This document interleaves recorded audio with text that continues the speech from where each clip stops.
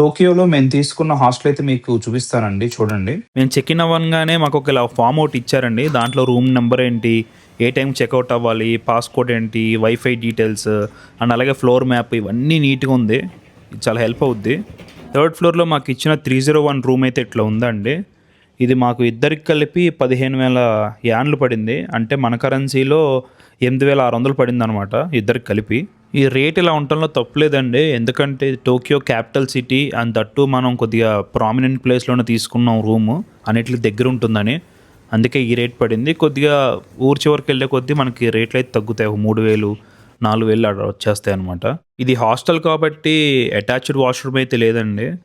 And ఎందుకంటే వేరే వేరే రూమ్స్‌లో separate bunker beds, separate beds కూడా ఉంటాయి కదా! వేరే వేరే వాళ్ళొస్తారు. అందుకని అటాచ్డ్ వాష్‌రూమ్స్ అయితే ఏం లేవు. కామన్ వాష్‌రూమ్స్ ఇచ్చారు. ఇబ్బంది లేకుండా జెంట్స్‌కి, లేడీస్‌కి సెపరేట్ ఉన్నాయండి. వాష్‌రూమ్స్ కూడా చాలా డీసెంట్‌గా ఉన్నాయి.